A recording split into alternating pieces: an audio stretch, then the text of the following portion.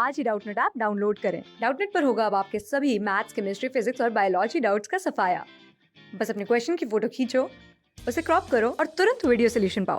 Download now.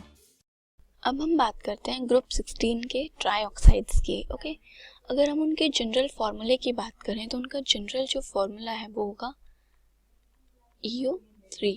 ई यहाँ पे क्या है, हमारा कोई एलिमेंट है। ओके, अब देखिए इस जो आपके ट्राईऑक्साइड्स हैं इनमें ओजोन और जो आपका सल्फर ट्राईऑक्साइड है ये दोनों तो क्या होते हैं, गैसेस होते हैं, और बाकी के जो आपके कंपाउंड्स हैं वो सॉलिड्स हो जाते हैं। ठीक है, अब सबसे पहले जो हमारा SO3 है, ओजोन को हम अलग से कंप्लीट स्टडी करेंगे इसकी। अभी हम बात करते हैं हमारे सल्फर ट्राईऑक्साइड के बारे में। तो देखिए जो आपका SO3 है, अगर हम इस कंपाउंड की स्ट्रक्चर का डिस्कस करें तो आपका जो SO3 है ये कैसा होता है, sp2 हाइब्रिडाइज्ड। ओके, तो देखिए sp2 हाइब्रिडाइज्ड किस टाइप से होगा, जो इसके 3 sp2 ऑर्बिटल्स हैं वो सल्फर के साथ ओवरलैप करेंगे। क्या होंगे, 3 sp2 ऑर्बिटल्स ओवरलैप कर रहे हैं किसके साथ, overlap with p orbitals, p orbitals of oxygen, oxygen के p ऑर्बिटल्स के साथ ओवरलैप करेंगे। और क्या बनाएंगे, इससे बनेगा क्या, आपका एक सिग्मा बॉन्ड बनेंगे, 3 सिग्मा बॉन्ड बन जाएंगे सल्फर और ऑक्सीजन के बीच में। अब बाकी जो उसके p ऑर्बिटल्स बच गए उनके साथ क्या होगा, देखिए मैं भी एक बार इसकी इलेक्ट्रॉनिक फॉर्म में लिखती हूँ इसको। ये आपका सल्फर सेंट्रल एटम और ये इसकी स्ट्रक्चर्स। तो जो ये सल्फर की मैं इलेक्ट्रॉनिक कॉन्फ़िगरेशन लिख रही हूँ ये मैं इसकी लिख रही हूँ सेकंड एक्साइटेड स्टेट में। तो ये हो गया आपका 3s, देन ये हो गया 3p orbital,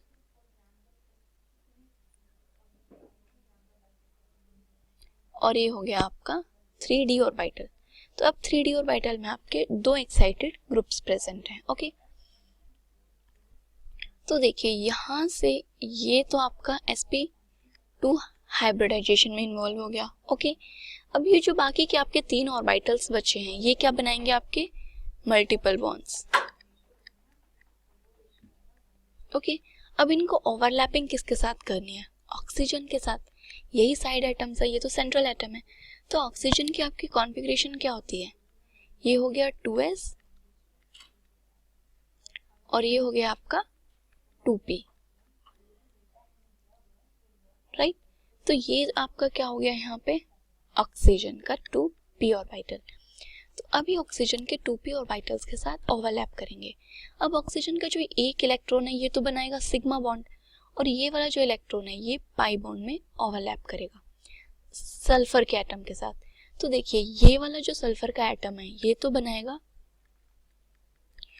p pi bond, because sulphur का p ऑक्सीजन के p ऑर्बिटल के साथ जब ओवरलैप करेगा तो यहाँ पे p पाई मल्टीपल बॉन्ड बनेगा। बट अगर इन दोनों की बात की जाए तो यहाँ पे सल्फर का तो d ऑर्बिटल होगा, ऑक्सीजन का तो बट अभी भी p ऑर्बिटल है, तो यहाँ पे क्या होगी, p पाई d पाई ओवरलैपिंग। ठीक है, तो अब देखिए जो आपका सल्फर की स्ट्रक्चर की अगर बात करें तो वो किस टाइप से बनेगी, ये हो गया सल्फर, sp2 हाइब्रिडाइज्ड है, तो ये ऑक्सीजन, तो ये आपकी हो गई SO3 की स्ट्रक्चर आपकी। ठीक है, यहाँ पे क्योंकि कोई भी आपका लॉन पेयर प्रेजेंट नहीं है, कोई लॉन पेयर रिपल्शन या बॉन्ड पेयर रिपल्शन नहीं है, तो यहाँ पे आपका जो एंगल है वो परफेक्ट 120 डिग्री एंगल है। अब देखिए जो आपके सिग्मा बॉन्ड्स हैं वो सारे सिमिलर हैं, बट जो आपके पाई बॉन्ड्स हैं, कोई पाई बॉन्ड तो आपका क्या है p पाई और बाकी के दो हैं p पाई d पाई। अब आप तीनों बॉन्ड्स में से आप कैसे डिसाइड करेंगे कि कौन सा p पाई है और बाकी के दो d पाई है।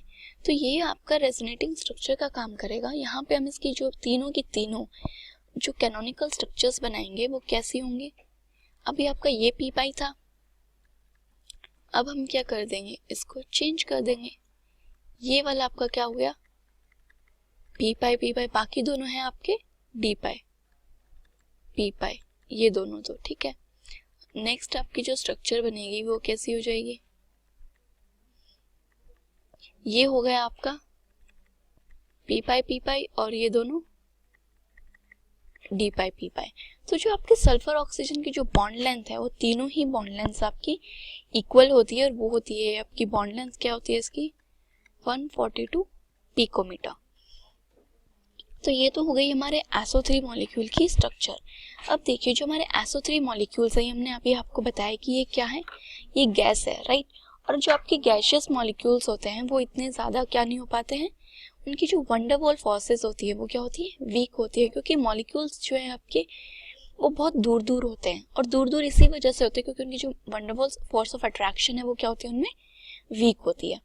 ठीक है, अब हमारे जो दूसरे कंपाउंड्स हैं उनकी बात करेंगे, बट अभी हमने जो स्ट्रक्चर की बात की वो हमने बात की कि SO3 का गैशियस स्टेट में, बट जो आपका SO3 मॉलिक्यूल है ये सॉलिड स्टेट में भी एग्जिस्ट करता है। अब हम देखते हैं कि जो SO3 सॉलिड स्टेट में एग्जिस्ट करता है तो उस टाइम पे जो इसके स्ट्रक्चर है वो कैसे स्ट्रक्चर होती हैं। तो अभी दो टाइप के स्ट्रक्चर बनाता है, एक तो बनाता है साइक्लिक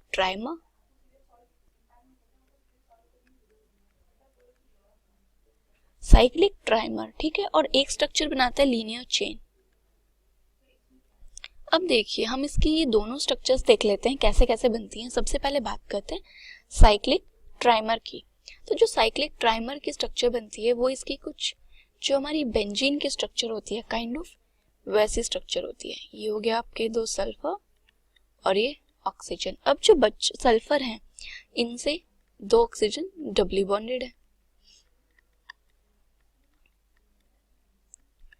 तो ये तो हो गई इसके साइक्लिक ट्राइमर की स्ट्रक्चर। नेक्स्ट अगर आप लीनियर चेन के स्ट्रक्चर की बात करें तो वो कैसे होगी, देखिए ये आपके हर सल्फर पे दो ऑक्सीजन के डबल बॉन्ड्स एंड देन वो एक ऑक्सीजन से लिंक कर दीजिए, तो ये क्या हो जाएगी आपकी इस टाइप से लीनियर स्ट्रक्चर बन जाएगी आपकी सल्फर की। तो ये तो हो गया यहाँ पे आपका SO3 की बात। अब हम बात करते हैं हमारे नेक्स्ट कंपाउंड की जो कि है सेलेनियम ट्राई ऑक्साइड। इसकी स्ट्रक्चर कैसी होती है और ये कैसे एग्जिस्ट करता है। अगर हम SeO3 की बात करें तो ये सॉलिड स्टेट में एग्जिस्ट करता है और सॉलिड स्टेट में ये एज अ टेट्रामर एग्जिस्ट करता है, और टेट्रामर में इसका क्या फॉर्मूला हो जाएगा Se4O12। और अब हम इसके स्ट्रक्चर देखते हैं कि इसकी जो स्ट्रक्चर है वो कैसी होती है। तो देखिए अब यहाँ पे क्या करना है, आपने 4 सेलेनियम आएंगे आपके, तो आप पहले अपने 4 सेलेनियम बना लीजिए, और अब बीच में लिंकेज किसकी है, ऑक्सीजन की।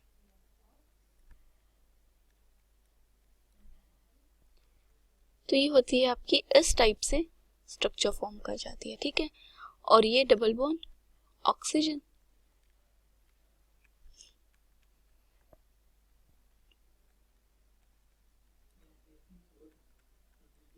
तो ये हो गई आपकी Se4O12 की स्ट्रक्चर। ये साइक्लिक टेट्रामर होता है आपका, ये क्या होता है साइक्लिक